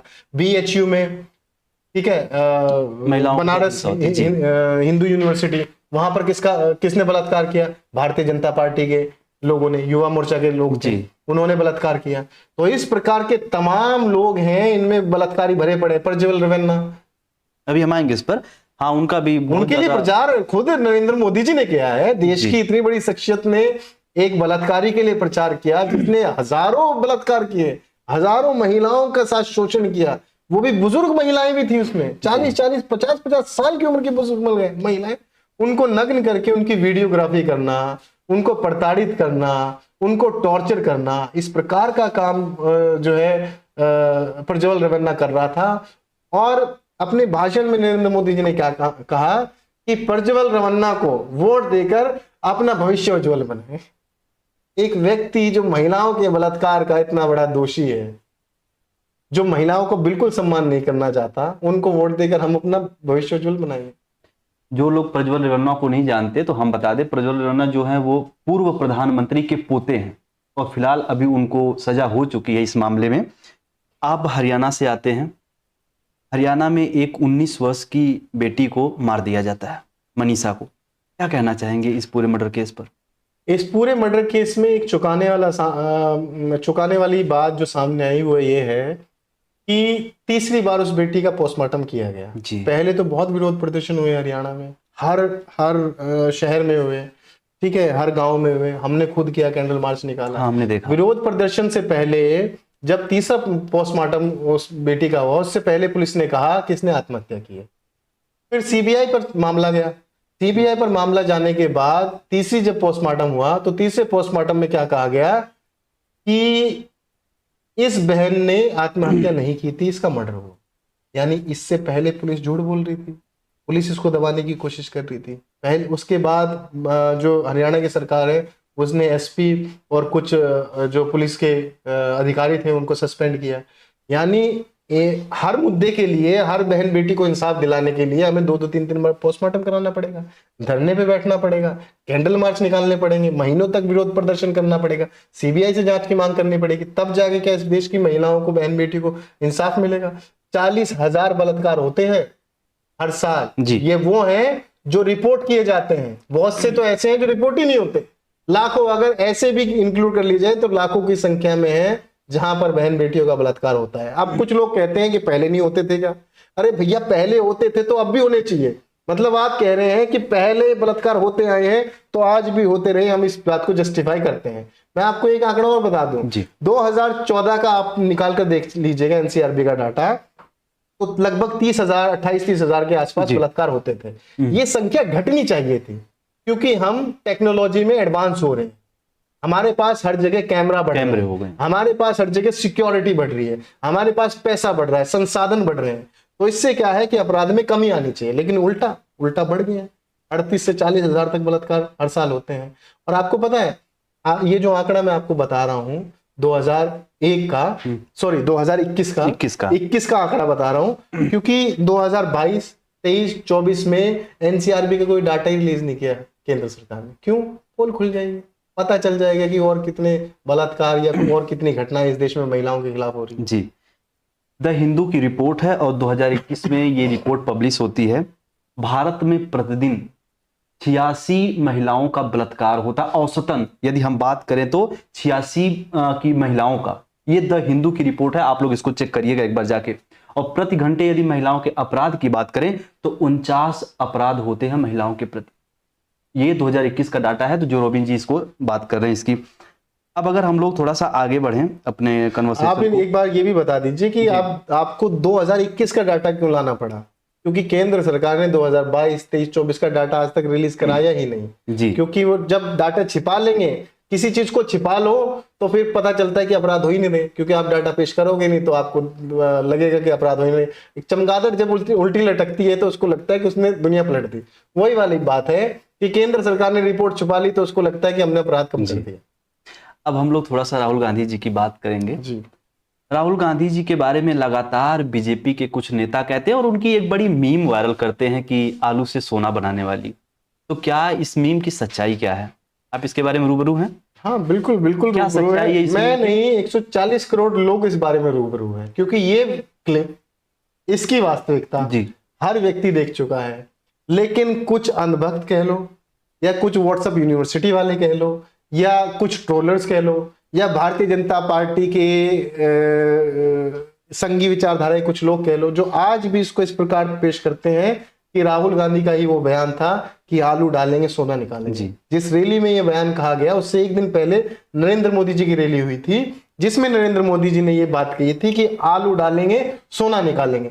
और इसी को कोट करते हुए राहुल गांधी जी ने ये बात बोली थी, और बाद में ये भी कहा था, ये मेरा बयान नहीं है, नरेंद्र मोदी जी का बयान है, राहुल गांधी ने कहे शब्द थे, लेकिन उतनी क्लिप को काटकर चला दिया गया। लेकिन मुझे ताज्जुब तब होता है कि बार बार जब मेन स्ट्रीम मीडिया से भी या फिर मीडिया चैनल से भी जब ये डिबेट में बैठते हैं और लोग इस तरह के सवाल पूछते हैं, तो मीडिया के लोग इसको नकारते नहीं कि ये राहुल गांधी का बयान नहीं, चुप रहते, उस पर कोई टीका टिप्पणी नहीं करते। मैंने अंजना ओम कश्यप, मैंने ये अपना इस समय बहुत ज्यादा चर्चित हैं चित्रा त्रिपाठी हैं, और एक गुल्लू गुल्लू करके हम जिनको बोलते हैं जी। वो हैं, तो ये अमीश देवगन जी, अमीश देवगन, ये वो लोग हैं जी। या रूबिका लियाकत, ये वो लोग हैं जिनके सामने आप कभी भी इस बात को बोलिएगा कि आलू डालो सोना निकालो ये बयान राहुल गांधी जी का है क्या, तो वो इस पर चुप रहेंगे, वो ये इसका कंडेम नहीं करेंगे कि ये राहुल गांधी जी का बयान नहीं है, ये नरेंद्र मोदी का बयान है, क्योंकि वो खुद नहीं चाहते कि ये सच्चाई देश की जनता को पता चले। क्या राहुल गांधी भविष्य में प्रधानमंत्री बनेंगे? राहुल गांधी जी भविष्य में बिल्कुल प्रधानमंत्री बनेंगे, कांग्रेस पार्टी की सरकार आएगी जी। क्योंकि देखिए इस देश का जो इस देश को अल्टीमेटली जो चला सकती है वो कांग्रेस पार्टी है। भारतीय जनता पार्टी का भविष्य बहुत सीमित है, और जिस दिन ये सरकार जाएगी फिर ये लंबे अरसे तक, जैसे पीछे 60 सालों तक नहीं आए, वैसे तो ये 1980 के आसपास आई थी भारतीय जनता पार्टी, उससे पहले जनसंघ वगैरह थी, लेकिन उसी तरीके से ये फिर से बहुत सालों तक, 50, 60, 70 सालों तक, जब तक इनमें कोई ढंग का सही विचारधारा का व्यक्ति नहीं आता, ये सत्ता में नहीं आएगी। राहुल गांधी जी प्रधानमंत्री बनेंगे या नहीं बनेंगे, देखिए हम पूरी कांग्रेस पार्टी, सभी कार्यकर्ता, सभी नेता ये चाहते हैं कि राहुल गांधी जी प्रधानमंत्री बने। लेकिन उन्होंने अभी हाल फिलहाल में एक बात कही थी कि मैं राजा नहीं हूं, और मैं राजा का जो ये कल्चर है उसके खिलाफ भी हूं, तो मैं कुर्सी के पीछे नहीं हूं। ये व्यक्ति चाहता 2009 में प्रधानमंत्री बन जाता, इनकी माता जी चाहती वो बन जाती, या प्रियंका गांधी चाहती वो बन जाती, गांधी परिवार में से कोई नहीं बना, इन्होंने मनमोहन सिंह जी को बनाया। आज भी ये कभी नहीं कहते राहुल गांधी जी कि वो प्रधानमंत्री बनना चाहते हैं, उनकी इच्छा है। हम तो चाहते हैं क्योंकि हमारे नेता है राहुल गांधी जी, लेकिन मुझे ऐसा लगता है कि ये व्यक्ति सत्ता के पीछे है नहीं। तो यदि जब कांग्रेस पार्टी की सरकार आएगी, हमारी कोशिश रहेगी कि हमारे नेता राहुल गांधी प्रधानमंत्री बने, लेकिन हो सकता है कि उनका विचार हो कि वो ना बने, वो किसी और को बनाए, वो तो भविष्य गर्भ में है। दिल्ली से सटा हुआ हरियाणा है, तो क्या आपको लगता है कि अरविंद केजरीवाल कैसे नेता है? अरविंद केजरीवाल ठीक नेता हैं, उनके एक दो काम मुझे ठीक लगते हैं, एक दो तो नहीं, एक ही काम ठीक लगता है कि उन्होंने शिक्षा पे काम किया। देखिए मेरा मानना ये है, मैंने पहले भी एक बार एक पॉडकास्ट में बात कही थी कि जो व्यक्ति, चाहे वो किसी भी पार्टी का हो, चाहे वो भारतीय जनता पार्टी का ही क्यों ना हो, यदि उसके एजेंडे में शिक्षा है तो मेरे लिए वो एक बेहतर नेता है, बेहतर व्यक्ति है। यदि ईमानदारी से वो शिक्षा प्रदान करना चाहता है, उन्होंने कुछ स्कूलों पे काम किया, अच्छी बात है, लेकिन उसके अलावा बहुत सारे सेक्टर्स उन्होंने छोड़ दिए। इंफ्रास्ट्रक्चर, आप दिल्ली के इंफ्रास्ट्रक्चर की तुलना 2008 से कर लीजिए, जब शीला दीक्षित जी थी, दिल्ली किस तरीके से सजी हुई थी, किस तरीके से वहाँ की रोड थे, वहाँ की व्यवस्था थी, ग्रीनरी थी। आज दिल्ली उस तरह की नहीं है, यानी रोड इंफ्रास्ट्रक्चर पर काम नहीं किया गया। आपने खाली स्कूलों पे किया। उसके अलावा जल भराव की शिकायतें तो आज तक है, जी, ये तो क्योंकि देखा। अभी भारतीय जनता पार्टी की सरकार आई है, भारतीय जनता पार्टी की सरकार आने के बाद भी उन्होंने उस पर काम नहीं किया। खैर उनके लिए कहना थोड़ा जल्दी है, क्योंकि कुछ महीने ही हुए हैं, लेकिन मुझे पता है कि उनका जोर भी इस चीज पर बिल्कुल नहीं होगा। तो शिक्षा के क्षेत्र को देखिए तो ठीक है, अरविंद केजरीवाल जी अच्छे नेता मुझे लगते हैं, लेकिन उनको बहुत सारे अन्य सेक्टर पर भी काम करना चाहिए था। फिर उसके बाद उन पर भ्रष्टाचार का जो दारू वाला आरोप लगा, ठीक है, जिसमें पूरी की पूरी सरकार घिरी, और उसी का फल है कि आज दिल्ली में आम आदमी पार्टी को पूरी तरीके से नकार दिया गया। चलिए, अच्छा, इंडिया गठबंधन की बात करें तो क्या लगता है अगले चुनाव तक, लोकसभा चुनाव तक इंडिया गठबंधन बना रहेगा? इंडिया गठबंधन तो बना है, बना रहेगा।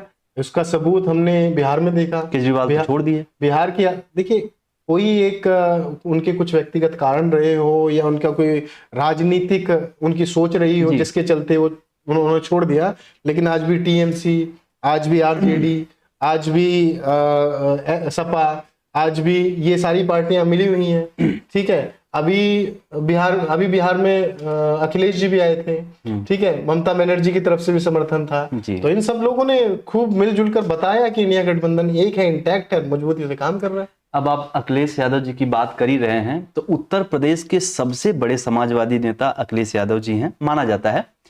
कैसे नेता हैं? आप हरियाणा से हैं, और उनको कैसे देखते हैं आप अखिलेश यादव जी को? अखिलेश यादव जी एक अच्छे पढ़े लिखे नेता हैं, जो आज के मुखिया हैं उनसे तो काफी बेहतर हैं, विचारों में भी, योगी जी से भी, विचारों में भी, शिक्षा में भी, और सोच में भी, विजन में भी। विजन कैसे कि देखिए, अखिलेश यादव जी खुद कहते आए हैं कि जितने भी ये नेशनल हाईवेज उत्तर प्रदेश में बने हैं, एक्सप्रेसवे, उनका शिलान्यास किसने किया था? अखिलेश यादव ने जी। बाद में फीता काटने का काम किसने किया? बीजेपी और उनकी आदित्यनाथ जी ने, ठीक है, योगी जी ने, ठीक है। उसके अलावा लैपटॉप बांटने का काम किसने किया? अखिलेश यादव जी ने। साइकिल, छात्राओं को साइकिल बांटने का काम किसने किया? अखिलेश यादव जी ने। तो अखिलेश यादव जी का विजन अच्छा था, सोच अच्छी थी, वो शिक्षा पे काम कर रहे थे, वो डेवलपमेंट पे काम कर रहे थे, तो वो अच्छी बात थी। 100 नंबर किसने दिया? अखिलेश यादव जी ने, कि कहीं पर भी पुलिस की मदद पहुंचे, तो वो भी अखिलेश यादव जी ने दिया। बाद में कुछ भी 112 दिया था, 112 एम्बुलेंस की, हाँ। तो ये इस तरह की सारी सर्विसेज चलाई, तो ये एक अच्छी पहल थी। तो मैं मानता हूं उनको और ज्यादा समय मिला होता तो वो और ज्यादा बेहतर काम करते। 2027 में उत्तर प्रदेश में विधानसभा चुनाव है। क्या लगता है कि राहुल गांधी और अखिलेश यादव की जोड़ी बीजेपी को हरा पाएगी 2027 में? देखिए, अभी 2024 में जिस प्रकार का रिजल्ट उत्तर प्रदेश में है, उसने भारतीय जनता पार्टी के पैरों के नीचे से जमीन निकाल दी जी, ठीक है। और जनता में, देश में भी ये मैसेज दिया कि ये जोड़ी मजबूत है, ये जोड़ी मजबूती से काम कर रही है, और ये जोड़ी देश के मुद्दों पर बात कर रही है, देश के मुद्दों पर काम कर रही है। मैं आपको गारंटी देता हूं, आप डेवलपमेंट, बेरोजगारी, देश के मुद्दों से हटकर एक वीडियो कॉन्फ्रेंस या एक रैली दिखा दीजिए राहुल गांधी जी की, जहां पर उन्होंने बेतुके बातें की हैं, मतलब हिंदू मुस्लिम किया हो, उन्होंने क्या कहते हैं, उन्होंने परिवार पर टीका टिप्पणी की बात की हो, इस तरह की कोई वीडियो आपको नहीं मिले। क्योंकि ये लोग हमेशा मुद्दों की बात करते हैं, डेवलपमेंट की बात करते हैं, विकास की बात करते हैं। तो बिल्कुल हरा पाएगी। और आप देखिएगा 2029 में, देखिए, एक तरीके से हम बैसाखी पर तो ले ही आए भारतीय जनता पार्टी को 240। कभी भी ये बैसाखी पर लात लग के गिर सकती है, कभी भी ये सरकार गिर सकती है। जिस दिन बैसाखी हटी उस दिन सरकार गिरी। अगर आप बैसाखी की बात कर रहे हैं तो जहां तक हम समझ पा रहे हैं आप नीतीश कुमार जी की बात कर रहे हैं।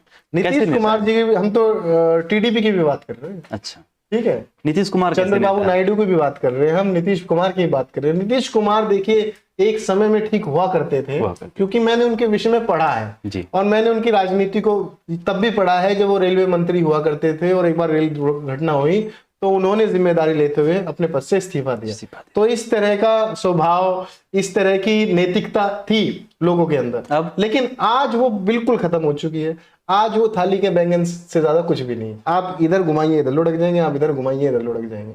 उनकी क्रेडिबिलिटी बिल्कुल खत्म हो चुकी है नीतीश कुमार की, क्योंकि 20 साल यदि आप अपने राज्य में राज करते हैं, सरकार चलाते हैं, और फिर भी आपके पास मुद्दे नहीं है वोट मांगने के लिए, आप भारतीय जनता पार्टी का दामन थाम के गाली के नाम पर वोट मांगना चाहते हैं, तो ये बताता है कि आपने डेवलपमेंट के नाम पर वहां पर कुछ नहीं किया। आज भी वहां पर सबसे ज्यादा पलायन क्यों होता है? क्यों आपको नहीं पता? जिस हरियाणा में हम बैठे हैं सबसे ज्यादा यहाँ पर बिहार से लोग यहाँ पर यूपी काम बिहार। करने आते हैं, यूपी बिहार से लोग आते जी। हैं। पूरे गुजरात में यूपी बिहार से लोग आते हैं, पूरे महाराष्ट्र में यूपी बिहार से लोग आते हैं। और इन्हीं यूपी बिहार के लोगों को, मैं तो यूपी बिहार के लोगों को याद दिलाना चाहता हूं कि आपको याद करना चाहिए 2019-20 का वो मंजर, जब आप लोग प्रवासी मजदूर बिहार के लिए जा रहे थे और आपको ना भारतीय जनता पार्टी ने, ना केंद्र सरकार ने, ना राज्य सरकार ने आपके लिए कोई बस का इंतजाम किया, ना कोई रेल का इंतजाम किया, ना कोई जहाज का इंतजाम किया। सीमेंटों के ट्रक में भर भर कर आप गए, पैदल आप गए, साइकिलों पे आप गए। महिलाओं ने सड़क पे बच्चों को जन्म दिया, कट के रेल से आप मरे, ठीक है, कुचल कर आप मारे गए पैदल चलते चलते। और ये लाखों में संख्या है जो लोग मारे गए पैदल चलते चलते। 25 लाख से अधिक लोग प्रवासी मजदूर वो थे जो पैदल जा रहे थे अपने घरों को, जिसको केंद्र सरकार और अन्य सरकारों ने ऐसे ही लावारिस छोड़ दिया। कि यहां तक कि कांग्रेस सरकार ने कोशिश की थी उनके लिए गाड़ियों का, बसों का इंतजाम करने की, लेकिन केंद्र सरकार ने उस पर भी रोक लगा दी। क्यों? क्योंकि हो जाएगा कि कांग्रेस सरकार ने मदद की है, तो वो गाड़ियां भी उनको मुहैया नहीं होने दी। तो इस बात को आपको, इस मंजर को आपको बखूबी याद रखना चाहिए आपकी अपनी आंखों के आगे कि किस प्रकार आपको लावारिस छोड़ा गया, आपको मरने के लिए मजबूर किया गया, किस प्रकार आप ट्रेन के आगे कटकर मरे, पैदल चलकर मरे। वो खौफनाक मंजर आपकी आंखों के सामने बार बार आना चाहिए और आपको बिहार की सरकार और केंद्र सरकार नरेंद्र मोदी से बार बार ये सवाल पूछना चाहिए कि कैसे आपको लावारिस छोड़ा गया। चलिए, अगर आप प्रवासन की बात कर रहे हैं तो थोड़ा सा भाषा पे बात करें। आपको क्या लगता है कि भाषा के आधार पर लोगों को मारना पीटना ठीक है? क्योंकि हरियाणा देखते हैं आप, महाराष्ट्र में किस प्रकार से भाषा के आधार पर लोगों को मारा पीटा जा रहा है। अगर कोई भोजपुरी बोल रहा है, हरियाणवी बोल रहा है, मराठी नहीं आ रही तो उसको मारा पीटा जाता है। तो क्या ये सही है भाषा के आधार पर राज्यों को बांट देना? इतने से लोग हैं जो ये काम करते हैं, इतने से। महाराष्ट्र होके आया हूं मैं 3 दिन पहले जी। ठीक है, मैं औरंगाबाद गया था। मैंने वहां पर कोई इस प्रकार की ना घटना देखी, कोई ना मैंने कोई इस प्रकार का भेदभाव ऑब्जर्व किया। मैं तो हिंदी भाषी हूँ, मुझे तो नहीं आती। तो कौन लोग ये हैं जो इस प्रकार की काम करते हैं? ये मनसा के लोग हैं, जो राज ठाकरे की पार्टी है। दरअसल सीटें तो आई नहीं है, ना लोकसभा में एक भी सीट है और ना विधानसभा में एक भी सीट है। तो क्या करें, कुछ तो करना पड़ेगा, तो भाषा पे लड़ा लेते हैं भाई। विकास पे आप बात नहीं कर सकते, ठीक है, आप नौकरियों पे आप बात नहीं कर सकते, महिला सुरक्षा पे आप बात नहीं कर सकते, अपनी राजनीति चमकाने के लिए कुछ तो करना पड़ेगा, तो भाषा में कर लेते हैं कि मराठी बोलो, नहीं तो ये कर देंगे वो कर देंगे। वो बात अलग है कि आज भी झारखंड के कोयले से महाराष्ट्र में बिजली आती है। जब आपको भाषा से इतनी दिक्कत है, झारखंड से कोयला लेना बंद करो और मराठी बोल बोल के बिजली दो महाराष्ट्र में। मैं आपसे एक बड़ा व्यक्तिगत सवाल पूछता हूँ। उत्तर प्रदेश और बिहार से जो लोग आते हैं यहाँ पे जॉब करने, उनके प्रति आप लोग का क्या नजरिया है? किस प्रकार से देखते हैं कि ये बेरोजगार हैं या फिर ये रोजी रोटी के लिए आए या फिर ये भी भारत के एक अंग हैं? नहीं, हम तो उनको बिल्कुल भारत के एक अंग की तरह देखते हैं, लेकिन इस बात का मुझे अफसोस अक्सर रहता है कि बहुत बड़ी तादाद में बिहार और यूपी से लोगों को पलायन करके अपने परिवारों को छोड़कर, अपने छोटे छोटे बच्चे, बीवी बहन माताओं को छोड़कर दूसरे राज्यों में काम करने के लिए जाना पड़ता है। ये वहां की सरकार की विफलता दिखाता है। रही कि हमारे यहाँ पर कैसा माहौल है या हम लोग किस तरीके से उन लोगों को देखते हैं, हमारा तो वही रहता है कि भाई ये देश के लोग हैं, ठीक है, हमारे जैसे लोग हैं, बेशक गैर भाषी हैं, लेकिन मैंने अपने आसपास या मेरे लोगों में या मेरी जानकारी में मैंने एक भी मामला ऐसा नहीं देखा जहां पर किसी बिहारी से या यूपी वासी से या किसी राजस्थानी से किसी प्रकार का भेदभाव हुआ हो। आपको पानी चाहिए? नहीं, ठीक है। ठीक है, तो बस एक आज का लास्ट सवाल। हरियाणा में बीजेपी की सरकार है और इस सरकार की सबसे बड़ी कमियां जो आप बताना चाहें। हरियाणा सरकार की सबसे बड़ी कमी तो सबसे पहले बेरोजगारी है। हरियाणा नंबर 1 पे है बेरोजगारी। मैं आज भी पूछना चाहता हूं कि आप तीसरी टर्म में हैं, ठीक है, 11 साल हो गए हैं हरियाणा में, आज तक आप बेरोजगारी पर निजात क्यों नहीं पाई आपने? आज तक यहाँ का युवा शिक्षित होकर बेरोजगार क्यों घूम रहा है हरियाणा में? आज भी 38% बेरोजगारी है हरियाणा में, नंबर 1 पे है हरियाणा। उसके बाद महिला सुरक्षा, 1000 से लेके 1200 तक बलात्कार महिलाओं के केवल हरियाणा में होते हैं हर साल। केवल हरियाणा में महिलाओं के बलात्कार की संख्या 1000 से लेके 1200 तक है। तो अपराध में भी अपराध में भी तेजी से इजाफा हो रहा है हरियाणा में। क्यों हो रहा है इजाफा? देखिए, जब व्यक्ति बेरोजगार होता है तो उसके पास दो साधन होते हैं, या तो आत्महत्या करे या वो पैसे कमाने के लिए अपराध का रास्ता चुने।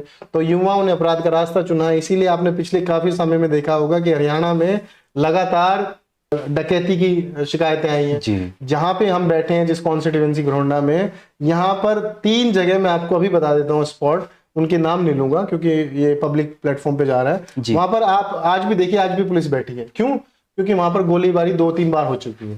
एक मोबाइल की दुकान थी, एक सलून था, एक पकोड़े वाला था और एक और व्यापारी था। ये 4 जगह पे यहाँ पर गोली चल चुकी है, सिर्फ और सिर्फ किस लिए कि वहां से फिरौती मांगी गई। वहां पर जो युवा है वो अपराध की तरफ जा रहा है। तो ये दर्शाता है कि हरियाणा अपराध में भी, हरियाणा बेरोजगारी में भी, महिला सुरक्षा में भी निरंतर पिछड़ता जा रहा है।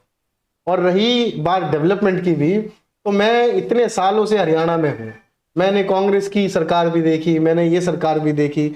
यदि आप सिर्फ जीटी रोड, जो अपनी एक्सप्रेसवे वाली बेल्ट है, हाईवे है, उसको छोड़ दे, तो आप गांव में चले जाइए, आप अंदर की सड़कों पर शहरों में चले जाइए, जो वहां की सड़कें हैं, वहां का इंफ्रास्ट्रक्चर है, आज भी ऐसा का तैसा ही है जैसा कांग्रेस पार्टी ने छोड़ा था। आज भी सड़कें नहीं बनी, वहां पर कोई डेवलपमेंट आपको दिखाई नहीं देगा। जी, मैं भी आ रहा था तो मुझे पता चला ये बात कि हरियाणा में लगातार वायु प्रदूषण, यदि हम लोग बात करें तो बढ़ता जा रहा है। हाईवे से आप चिमनियों को देख सकते हैं। क्या सरकार इसके लिए कोई विशेष कदम नहीं उठा रही है? सरकार तो किसी भी चीज के लिए कोई विदेश कदम नहीं उठा रही है हरियाणा में, तो हमें बड़ा अफसोस होता है इस बात के लिए। दूसरा, अक्सर प्रदूषण को लेकर इसलिए भी मामला आता है क्योंकि पंजाब में जब वो पराली कटने वाला मामला होता है, उसके बाद जलाई जाती है, तो पंजाब से लेके पूरा दिल्ली परेशान रहता है पोल्यूशन को लेकर। तो उसमें भी मैं मानता हूं कि हमें यहाँ पर और ग्रीनरी बढ़ाने की आवश्यकता है जी।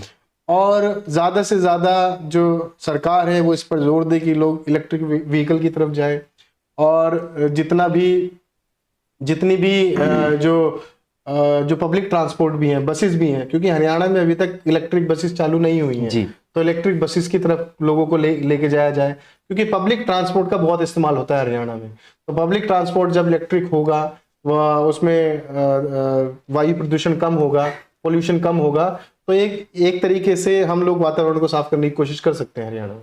चलिए रॉबिन जी, आपने अपना कीमती समय दिया, उसके लिए बहुत बहुत धन्यवाद।